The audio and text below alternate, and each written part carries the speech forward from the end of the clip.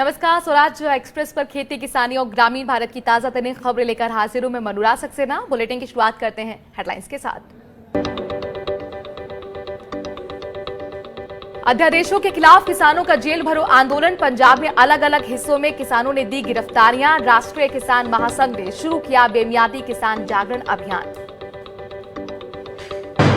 फसल बीमा योजना से एक एक दूर हो रहे हैं राज्य। बिहार बंगाल के बाद अब गुजरात ने भी अपने हाथ खींचे। फसल नुकसान की भरपाई के लिए सीएम किसान सहाय योजना की शुरुआत। कर्नाटक के पूर्व सीएम सिद्धरमैया ने एग्री इंफ्रा फंड पर उठाए सवाल। पुरानी योजना का दोबारा घोषणा करने का लगाया आरोप। रविवार को पीएम मोदी ने किया था 1 लाख करोड़ के फंड का ऐलान। यूपी, पंजाब और हरियाणा से रूठा मॉनसून। अगस्त में अब तक सामान्य से 45% तक कम बारिश। यूपी के अलीगढ़ में नहरों का पानी न मिलने से सूखने लगी फसलें।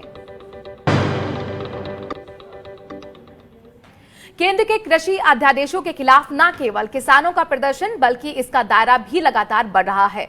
200 से ज्यादा किसान संगठनों वाली अखिल भारतीय किसान संघर्ष समन्वय समिति यानी कि AIKSCC के बाद अब देश भर में 160 से ज्यादा किसान संगठनों वाला राष्ट्रीय किसान महासंघ भी आंदोलन में उतर गया है। महासंघ ने 10 अगस्त से अन्नदाता जागरण अभियान शुरू किया है। इस अभियान के जरिए संगठन अध्यादेशों से होने वाले नुकसान को लेकर किसानों को जागरूक करेंगे। संगठन ने यह भी फैसला किया है कि कोरोना महामारी की स्थिति सुधरने के बाद दिल्ली में तीनों अध्यादेशों के खिलाफ बड़ी जनसभा की जाएगी। दूसरे किसान संगठनों की तरफ से किसान महासंघ का भी कहना यही है कि केंद्र के अध्यादेश किसानों की स्थिति कमजोर करने वाले हैं।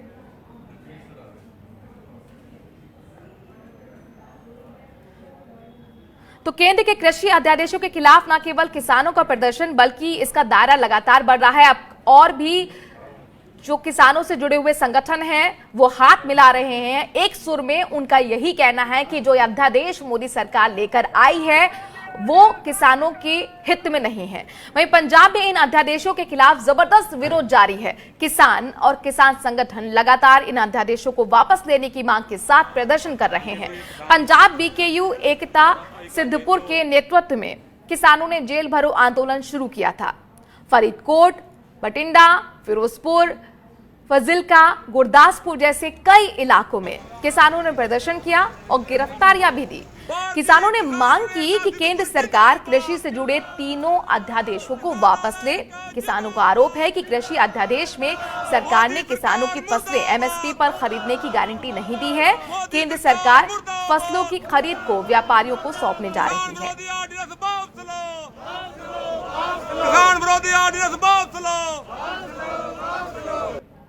तो पंजाब में किसानों का जेल भरो आंदोलन शुरू हो चुका है। आप देख सकते हैं कितनी बड़ी तादाद में किसान इकट्ठा हुए हैं और कोरोना काल के बीच ये गुस्सा सड़क पर उतर कर किसान दिखा रहे हैं। खासतौर पर 3 अध्यादेश जो हाल ही में मोदी सरकार कोरोना के पीरियड के दौरान लेकर आई है, उन्हीं अध्यादेशों को लेकर नाराजगी किसानों के बीच में है और उनका कहना है कि पीछे के दरवाजे से इन अध्यादेशों की एंट्री, इस तरह के कानून बनाए जा रहे हैं जो फ्रंट गेट से मोदी सरकार नहीं ला सकती थी। उनका कहना है कि कॉर्पोरेट की एंट्री इन अध्यादेश की वजह से होगी और मंडियों में भी प्राइवेटाइजेशन होगा। इससे हमारे जो हित हैं उनको बड़ा नुकसान होगा। इससे पहले आपने देखा था 2 दिन पहले भी इसी तरह का बड़ा आंदोलन हुआ था। डिजिटल कैंपेन भी एक तरफ छेड़ा हुआ है तो वहीं अब सड़कों पर उतरकर जबरदस्त विरोध प्रदर्शन कर रहे हैं किसान। इसके साथ ही जमकर नारेबाजी की, गिरफ्तारियां दे रहे हैं और उनका यही कहना है कि हम अपने आंदोलन को जारी रखेंगे जब तक मोदी सरकार इन अध्यादेशों को वापस नहीं लेती है। तो यहां पर गुस्सा आप देख सकते हैं किसानों के बीच में है। वहीं आपको याद होगा कि परसों ही किसानों से इंटरेक्शन करते हुए प्रधानमंत्री नरेंद्र मोदी नजर आए थे और उनके कहीं ना कहीं संदेश देने की कोशिश ये थी कि किसानों के हित में हम लगातार ऐलान कर रहे हैं, उनसे जुड़ी नीतियां बना रहे हैं। तो वहीं दूसरी तरफ आप जमीनी हकीकत समझ सकते हैं इन तस्वीरों के जरिए, जहां बड़ी तादाद में किसान हजारों की संख्या में, सैकड़ों की संख्या में इकट्ठा होकर अध्यादेशों को वापस लेने की मांग कर रहे हैं। ये पंजाब की तस्वीरें आपको दिखा रहे हैं जहां पर किसानों की तरफ से जेल भरो आंदोलन शुरू हो चुका है और उनका कहना है कि आंदोलन बड़े पैमाने पर हम लेकर जाएंगे जब तक मोदी सरकार इन अध्यादेशों को वापस नहीं लेती है। 1 लाख करोड़ के फंड का ऐलान प्रधानमंत्री नरेंद्र मोदी ने हाल ही में किया था और इसके साथ ही प्रधान किसान सम्मान निधि जो योजना है मोदी सरकार की महत्वाकांक्षी योजना, उसकी दूसरी किस्त भी जारी की थी। लेकिन इन सबके बीच में उसके बावजूद भी किसानों का ये कहना है कि कोरोना के टाइम पर महामारी जिस तरह से फैली है, लॉकडाउन जिस तरह से हुआ है, उससे नुकसान इतना ज्यादा है कि इन तरह के ऐलानों से उनकी भरपाई नहीं होने वाली है। सबसे जरूरी ये है कि जो अध्यादेश सरकार लेकर आई है वो वापस ले।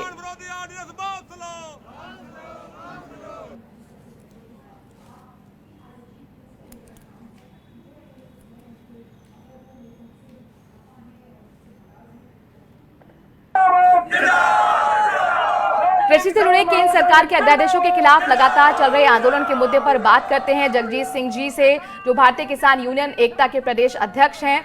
आपसे मेरा सर सवाल है, आखिर जेल भरो आंदोलन की जरूरत आपको क्यों आई है? देखिए, जेल भरो आंदोलन की जरूरत इसलिए आई है कि आज देश में हमारी भारत सरकार ने और स्टेट की गवर्नमेंट ने ऐसे हालात पैदा कर दिए हैं कि किसानों को कोरोना के बहाने कहीं पे कोई बैठक नहीं करने दी जा रही, कहीं पे कोई धरना प्रदर्शन आंदोलन नहीं करने दिया जा रहा। अगर कहीं भी 10 किसान इकट्ठे होकर आपस में बातचीत करना चाहते हैं तो उन पर ये मुकदमा डाल देते हैं।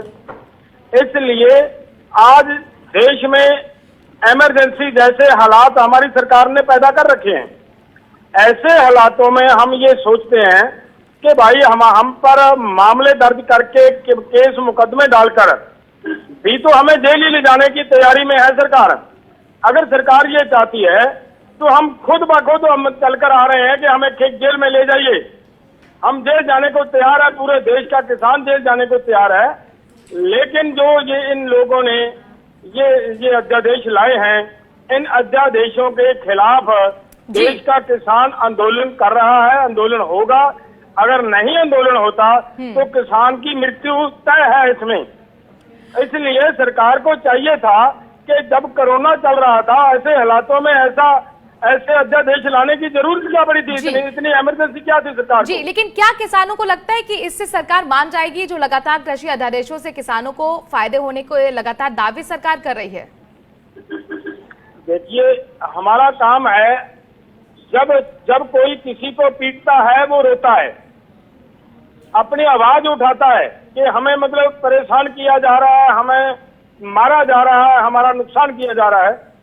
उस रास्ते पे चलते हुए हम अपनी आवाज सरकार तक, हम एजेंसियों के पास, हम बाहरले देशों के पास हम अपनी आवाज ले जाना चाहते हैं जी, ताकि कहीं ना कहीं किसानों की आवाज की सुनवाई हो। हमारी सुप्रीम कोर्ट बैठी है, उसे इस बात की सुनवाई करनी चाहिए कि किसान आंदोलन कर रहे थे, क्यों कर रहे हैं ऐसे लेकिन सरकार तो दावा ये कर रही है और वो कह रही है कि ये जो कानून लाए हैं आप लोगों के हित के लिए हैं, आपके फायदे के लिए हैं। देखिए, मैं बात कर इसमें 2 बातें करना चाहता हूं। पहली बात, इन अध्यादेशों में एक बात बहुत बड़ी ये कही गई है कि अगर कहीं भी किसान और परचेजर का कोई डिस्प्यूट हो जाएगा तो किसान कोर्ट नहीं जा पाएगा। क्या ये लाइन है जो ये किसानों के पक्ष में जाती है या फिर खरीदार उन कंपनियों के पक्ष में जाती है? बड़ी स्पष्ट और बड़ी क्लियर है। दूसरी बात जी, देखिए, अगर आज से पहले हमारे पंजाब में जो हालात थे जी, अगर किसान के साथ कहीं कोई चीटिंग हो जाती थी तो जो मार्केट कमेटी का रिकॉर्ड था उसमें जो दर्ज होता था किसान का फसल जी, उसका जो सर्टिफिकेट मिलता था जी कि हमारी फसल इस आड़तिये के थ्रू इस एजेंसी को बिकी है, इस आदमी ने खरीदी है जी, इस भाव पे खरीदी है, इतनी खरीदी है, वो सर्टिफिकेट सफिशिएंट था। कोर्ट में हम चले जाते थे जी, तो किसानों को अपना अधिकार मिल जाता था, अपने तो आपको कहना है कि अब ये रास्ता बंद कर दिया है इन अध्यादेशों के जरिए, कुल मिलाकर दोनों में हित में नहीं है। जी, मेरे पास वक्त की कमी है। जगजीत जी, शुक्रिया हमसे जुड़ने के लिए, अपनी बात रखने के लिए। केंद्रीय मंत्री हरसिमरत कौर बादल ने पंजाब, राजस्थान और हरियाणा के कीनू उगाने वाले किसानों की मदद के लिए रेल मंत्री पीयूष गोयल से 2 विशेष किसान ट्रेनें चलाने की मांग की है। उन्होंने पंजाब के अबोहर से बेंगलुरु और कोलकाता के लिए 2 ट्रेन शुरू करने के लिए रेल मंत्री को पत्र लिखा है। हरसिमरत कौर ने चिट्ठी में लिखा है, पंजाब, हरियाणा, राजस्थान में कीनू की खेती का क्लस्टर 1 लाख हेक्टेयर में फैला हुआ है। पंजाब के अबोहर में कीनू हर साल 25 लाख टन उत्पादन को संभालने का काम करता है। उन्होंने कहा कि विशेष किसान ट्रेनों की मदद से यहां से दक्षिणी और पूर्वी राज्यों में जहां फलों का बड़ा बाजार है, आसानी से कीनू को भेजा जा सकेगा और बांग्लादेश को भी कीनू का निर्यात करने में आसानी होगी।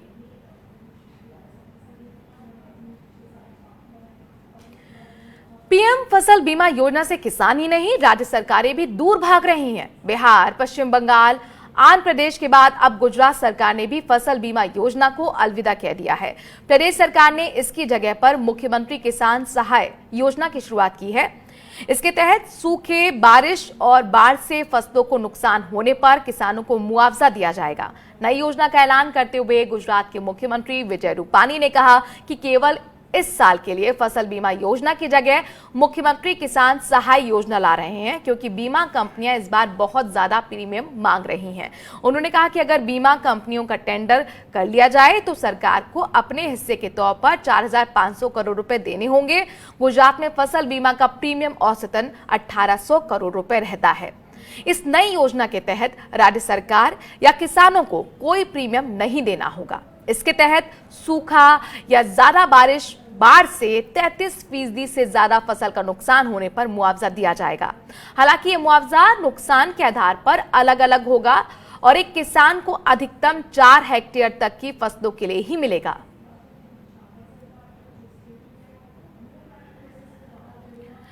हिंद किसान के editor in chief Harvir Singh ji हमारे साथ स्टूडियो में मौजूद हैं। हरवीर जी, बहुत बहुत स्वागत है आपका। और चूंकि अब गुजरात बीजेपी का ही राज्य है, वहां पर से भी अगर फसल बीमा योजना को नकार दिया जाए तो इसके मायने क्या हैं? असल में देखिए कि बहुत लंबे जद्दोजहद के बाद देश में फसल बीमा योजना लागू हुई और उसके कई सारे रूप आए, बदलते रहे। पहले बहुत अच्छी नीति, उसमें कुछ सुधार किया, फिर सुधार किया और तमाम सारे इसके बाद बड़ी सरकार ने बहुत जोशो खरोश से प्रधानमंत्री फसल बीमा योजना लॉन्च की है। उसके लिए बहुत पब्लिसिटी की गई, बहुत दावे किए गए कि हमने इतनी अच्छी योजना लेके आए। ये फैक्ट है कि इस योजना में भी बहुत सारे बदलावों की और सुधारों की गुंजाइश है, लेकिन ये जो अब जिस तरीके का माहौल है उसमें किसानों को उनका रिस्क कवर करने के लिए एक योजना थी। अगर कोई किसान चाहता है कि उसकी फसल को रिस्क कवर हो, कोई ऐसी परिस्थिति पैदा हो जाए जिससे उसको नुकसान होगा, तो उससे बचने के लिए उसके पास एक कंपनसेशन उसको मिलना था।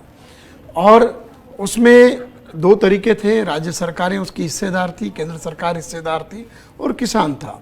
सब मिलकर के प्रीमियम का भुगतान करते थे।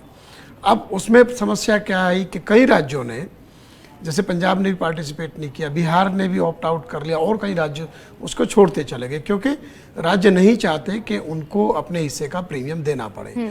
दूसरे ये थोड़ा हमारे किसानों की भी गलती रही कि उनके जो अपने तरीके से उनके लिए जो आंदोलन लोग करते हैं वो विषय को ठीक से समझ नहीं पाए और उन्होंने सरकार के ऊपर दबाव रखा कि किसान को अपनी मर्जी से उसको लेने दीजिए बीमा। आपको जो कवरेज बढ़ाने के लिए कोशिश करनी चाहिए थी, आपने उस कोशिश को और कमज़ोर कर दिया। कमियों को दूर करने के लिए बात कीजिए। अब उसमें कम किसान होंगे तो उसका प्रीमियम ज़्यादा होगा, और क्योंकि प्राइवेट बीमा कंपनियां भी शामिल हैं तो वो उन्होंने बहुत हायर प्रीमियम कर दिया। अब राज्य सरकारें कोविड के चलते उनके पास रेवेन्यू कम है इस बार, तो वो उसको देना नहीं चाहते। तो ये तो केंद्र और राज्यों को मिलकर तय करना चाहिए कि किसान को जो बीमा कवर था वो बरकरार रहे। और ये कोई बीमा कवर थोड़ा ही होता है कि कुछ होगा तो देखेंगे 33% उसमें आप फसल की सीमा तय कर दे रहे हैं। तो बीमा तो जब कराया जाता है उसके लिए कोई भी, उसकी कितनी भी फसल है, अगर नुकसान होता है तो कंपनसेशन देना चाहिए। तो बेहतरी के बजाय आप उल्टे रास्ते चलने लगे, और ये राज्य सरकारों की बहुत बड़ी खामी है और केंद्र सरकार की भी खामी है कि किसान को जो एक उसकी जोखिम का एक उसको जो एक कवर था उसको आप छीन रहे हैं उससे, जो मेरे ख्याल से निहायत ही गलत है। जी, इस बीच अपने दर्शकों को बता दें कि गुजरात के अलावा और कई राज्य सरकारें पीएम फसल बीमा योजना से अलग होकर अपनी योजना शुरू कर चुके हैं। इसमें बिहार है, पश्चिम बंगाल है, आंध्र प्रदेश जैसे राज्य शामिल हैं। इसके अलावा तेलंगाना और झारखंड ने भी इससे अलग होने के लिए केंद्र को चिट्ठी लिखी है। वहीं मध्य प्रदेश ने भी खरीफ सीजन के लिए 31 जुलाई की समय सीमा बीतने तक अपना एनरोलमेंट नहीं कराया है। अब राज्य सरकारों के फसल बीमा योजना से हटने की कई वजह बताई जा रही हैं। इनमें सबसे प्रमुख वजह ज्यादा प्रीमियम और कम सुरक्षा है। दरअसल 2016 से लागू मौजूदा पीएम फसल बीमा योजना में केंद्र सरकार ने इस साल कई बदलाव किए। इसके तहत बैंक से फसली कर्ज के साथ फसल बीमा की अनिवार्यता को खत्म किया गया है। इतना ही नहीं, केंद्र सरकार ने प्रीमियम सब्सिडी में अपनी हिस्सा सीमित करते हुए इससे सिंचित क्षेत्र के लिए अधिकतम 25% और असिंचित क्षेत्र के लिए 30% कर दिया है। पहले प्रीमियम में किसानों के हिस्से के बाद बची राशि केंद्र और राज्य सरकारें आधा आधा भुगतान करती थीं। इस साल फसल बीमा के लिए किसानों की संख्या घटने से भी राज्यों पर प्रीमियम का बोझ बढ़ रहा है। एक बार फिर हरवीर जी का रुख करते हैं। हरवीर जी, चूंकि अब कोरोना के संकट में वित्तीय हालत राज्यों की बहुत ज्यादा ठीक नहीं है और ऐसा कई बार कॉन्फ्लिक्ट भी देखने को मिलता है कि केंद्र की तरफ से जो योजना चलाई जाती हैं उसमें राज्य सरकार को कहना था कि हमारे ऊपर बहुत शेयर है और हम इतना नहीं कर पाएंगे। लेकिन आज के मौजूदा वक्त में आपको लगता है कि जो फसल बीमा योजना थी उसको बहुत ज्यादा जरूरत थी किसानों की, और चूंकि समय समय पर समीक्षा भी होती है, क्या ये समीक्षा और इन कमियों को दूर करने की कोशिश केंद्र ने या स्टेट ने नहीं की इस बीच? देखिए, जो बदलाव किए गए उसको लेकर के तो बहुत बड़ा अनाउंसमेंट किया गया कि हमने उसको और बेहतर कर दिया, किसानों के लिए बहुत सुविधाजनक कर दिया। लेकिन ये राज्य सरकारें जो उसके बाहर भाग रही हैं और अपनी स्कीम लाने की बात कर रही हैं, अगर उनके पास इतनी अच्छी स्कीम होती तो फिर तो किसान को कोई ज़रूरत ही नहीं थी, वो तो बड़ा खुशहाल था। और दूसरे, ये जो कोरोना का संकट है ये सिर्फ क्या सरकारों के लिए है, किसानों के लिए नहीं है। तो ऐसे में जब मुसीबत चारों तरफ से आई है, आप उसके साथ खड़े होने की बजाय साथ छोड़कर भागने की कोशिश कर रहे हैं। और केंद्र सरकार जब बार बार कहती है कि हम लोग बहुत बेहतर कर रहे हैं, तो मेरे समझ में ये नहीं आ रहा कि जब जो केंद्र में जो सत्ता में पार्टी है उसकी राज्य सरकारें राज्यों में क्यों उसको छोड़कर भाग रही हैं। गुजरात तो मॉडल स्टेट है, मध्य प्रदेश को कृषि के क्षेत्र में बहुत बड़े बड़े तमगे मिले हैं, तो वो क्यों छोड़ करके भाग रहे हैं। और सब लोग इंतजार कर रहे थे कि 31 जुलाई लास्ट डेट है, तब तक आप नहीं करेंगे। इसका मतलब लापरवाही की ये एक बिल्कुल पराकाष्ठा है। और ये लोग किसानों के हित को छोड़ करके सिर्फ जो ब्यूरोक्रेटिक सिस्टम है या जो पॉलिटिशियन अपना हित जहाँ देख रहा है वहां पर खड़े, इस वक्त किसान के साथ खड़े होते नहीं दिख रहे हैं। लेकिन उसके लिए बहाने कुछ भी बनाए। नुकसान तो किसानों का ही होगा। नुकसान बिल्कुल किसान का होगा और किसानों को ये देखना चाहिए, उनको भी सोचना चाहिए कि क्या उनके फायदे में है, क्या उनके नुकसान में। तमाम सारे जो किसान संगठनों के प्रमुख थे उन्होंने बहुत बड़ी जीत का अपना डंका बजाया था कि हमने इसको ऑप्शनल करा दिया। भाई, आप विषय को ठीक से समझो, आप अपना नुकसान कर रहे हो। सरकार तो अब चाहेगी कि ऐसा हो जाए, उसको बचने का मौका मिल जाए। अच्छा, यहाँ पर जिस तरह से गुजरात ने अपने अंदर प्रदेश में जो सहाय करके योजना लेकर आए हैं, वो फिर क्या फायदेमंद होगी या नहीं? देखिए, बिल्कुल नहीं होगी। अगर इतना आसान था और राज्य सरकारें इतनी बढ़िया स्कीम बना के तुरंत फुरत आ सकती थी और कह रहे 1 साल के लिए, तो ये तो एकदम बिल्कुल बड़ा अजीब सा मजाक है किसानों के साथ में।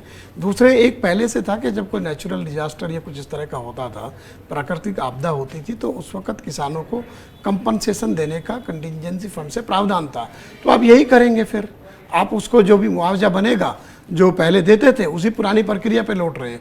तो आपको एक बेहतर, जबकि फसल बीमा योजना में तो पोस्ट हार्वेस्ट भी कवर है, तो आप जो है वो सारा जो उसको बेहतर कवरेज दी गई थी, आप उसको छोड़ करके आप रिवर्स जा रहे हो, आप उल्टे जा रहे हो। बेहतरी के बजाय आप पुराने ढर्रे पे जा रहे हो जहां वो जो उसके लिए बेहतर नहीं था।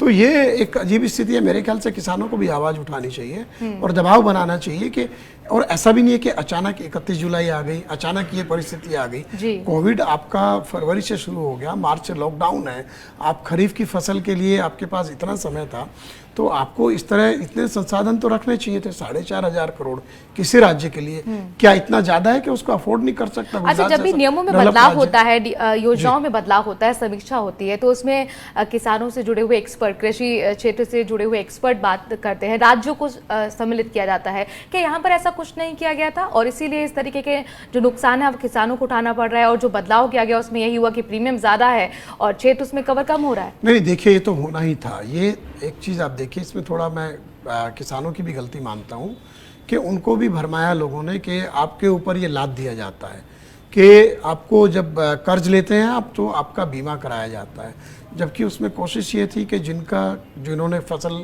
ऋण लिया है वो तो बीमित होंगे ही होंगे। जो गैर ऋण वाले किसान हैं उनको भी इसमें शामिल करने का प्रावधान किया गया था। तो आप देखिए, आप कोई भी बीमा लेते हैं, आप घर का लेते हैं, आप गाड़ी का लेते हैं, आप अपने जीवन का लेते हैं, तो आपके जो एक आशंका होती है आपके जीवन में जोखिम की, उसको कम करने के लिए लेते हैं। तो आपका जोखिम कवर होना चाहिए ना। तो एक ये फ्यूचरिस्टिक अप्रोच है, आपको उस तरफ देखना चाहिए। आप कहेंगे मैं नहीं लूंगा, क्योंकि आपको उतना उसके बारे में, उतना उसके जो कॉस्ट बेनिफिट है उसकी उतनी समझ नहीं है। तो आपको तो कहना चाहिए मुझे बीमा कराना चाहिए, प्रेरित किया जाता बीमा कराने के लिए, तो उसमें से बाहर निकलने की जरूरत नहीं थी।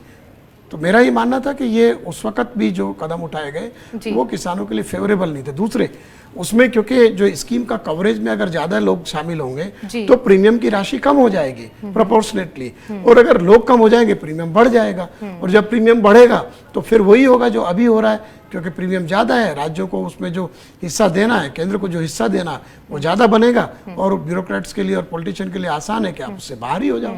तो वही राज्य अपने बारे में सोच रहे हैं, किसानों के बारे में नहीं सोच रहे हैं। और ये भारत देश इसीलिए कहा जाता है कि कहीं ना कहीं योजनाएं बहुत ही बनती हैं, इतनी बनती है कि जिसके लिए बनी हो उसे भी जानकारी नहीं होती, लेकिन उसका बहुत कम हिस्सा जो है वो जमीन पर उतर पाता है। शुक्रिया हमसे जुड़ने के लिए और जमीनी हकीकत से रूबरू कराने के लिए। तो इन किसान के editor in chief Harvir Singh ji हमारे साथ जुड़े हुए थे। खबरों में आगे बढ़ते हैं।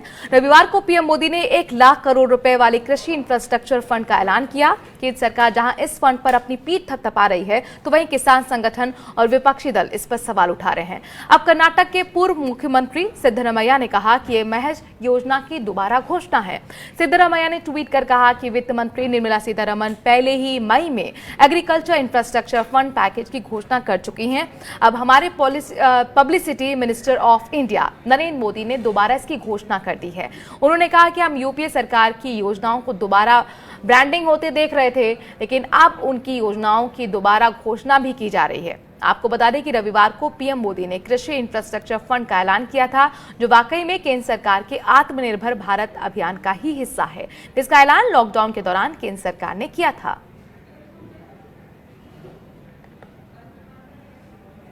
मौसम विभाग के मुताबिक देश के कई राज्य कम बारिश से जूझ रहे हैं।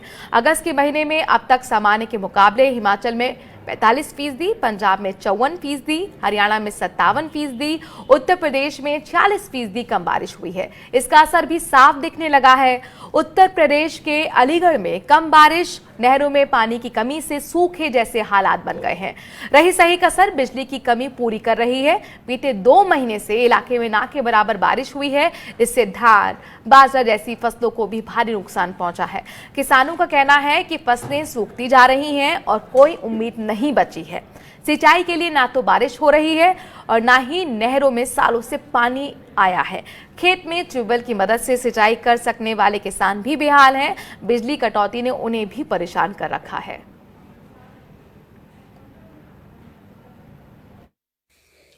ये तमाम जो खेत हैं सब में सब धान होते थे, पानी ना आने के कारण बिल्कुल सूखे पड़े हैं। बाजरा बोए वो ही मारे गए बिना सूखा की वजह से।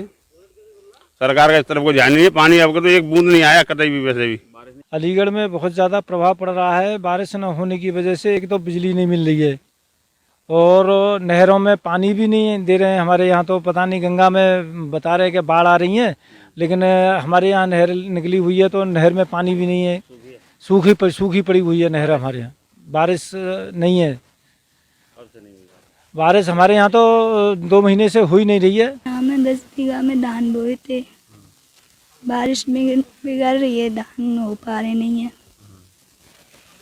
10,000 रुपये उड़ा लिए तो भी। इस टाइम पानी की बहुत समस्या है सर। बिजली बिल्कुल आ नहीं रही है। 3-4 घंटे 24 घंटे में मिल रही है। बारिश हो नहीं रही है। 1-2 बारिश हल्की हुई है और सर नहर में पानी आ नहीं रहा है। नहर में तो सर 3-4 साल से पानी नहीं आया है। बादलों की बेरुखी के बीच राजस्थान में किसानों को दोहरी मार झेलनी पड़ रही है। एक तरफ बरसात ना होने से फसलें मुरझा रही हैं, तो दूसरी तरफ टिड्डी दल रही सही कसर पूरी करने में जुटे हैं। यहां टिड्डियों के प्रजनन के बाद नए दल तैयार हो गए हैं, जो फसलों का भारी नुकसान कर रहे हैं। टिड्डियों को रोकने के सरकारी प्रयास बेअसर साबित होते हुए किसान अब निराश हैं। पहले कोरोना महामारी, फिर लॉकडाउन और अब कमजोर मांग ने आम कारोबारी की कमर तोड़कर रख दी है। इससे जुड़े बागवानों और कारोबारियों को कई साल तक घाटे की भरपाई ना होने का डर तक सता रहा है। ये रिपोर्ट देखिए। लंगड़ा, चौसा, दशहरी, आम की एक से बढ़कर एक वैरायटी। लेकिन फलों का राजा कहे जाने वाले आम के खरीदार इन दिनों नदारद हैं। उत्तर प्रदेश के सहारनपुर का आम यूं तो खासा मशहूर है, लेकिन मांग घटने से इस बार पूरा आम कारोबार ही फीका पड़ गया है। सहारनपुर का जो आम है वो तकरीबन देश की सभी बड़ी मंडियों में जाता है, क्योंकि सहारनपुर आम का एक बड़ा हब है और नवाब के नाम से एक ब्रांड यहाँ का विदेश में जो एक्सपोर्ट होता है, नवाब आम के नाम सहारनपुर का मशहूर है, वो भी ना के बराबर ही बाहर जा पाया है। तो बड़ी मंडियों में ना जा पाने के कारण ना ही बाहर से कोई व्यापारी आ पाया। इस कारण यहाँ का लगभग 70 से 80% आम नुकसान में चला गया। काम तो बिल्कुल भी नहीं चल रहा, बस कोरोना की वजह से ना तो घाघा में ना कुछ, जैसे सुबह का में 100-200 रुपये बने, ऐसे ही घर चले जाए बस। ये कोरोना की वजह से बिल्कुल भी काम नहीं चल रहा। रोज़ सुबह को आते हैं, शाम को इस तरह जाते हैं, कुछ भी काम चल रहा, बिल्कुल कुछ भी नहीं आ रहा। कितना कमा लेते हो? बज्जी कमा के उस लेते 200-300 रुपये, लेकिन यह है कि कुछ नहीं हो रहा फिलहाल। सहारनपुर में 25,000 हेक्टेयर में आम के बाग हैं। हर साल यहाँ से लगभग 200 टन आम दूसरे राज्यों में सप्लाई होता है, लेकिन इस बार ऐसा नहीं हो पाया है। आम बागवान इसके लिए कोरोना संकट और लॉकडाउन को वजह बता रहे हैं।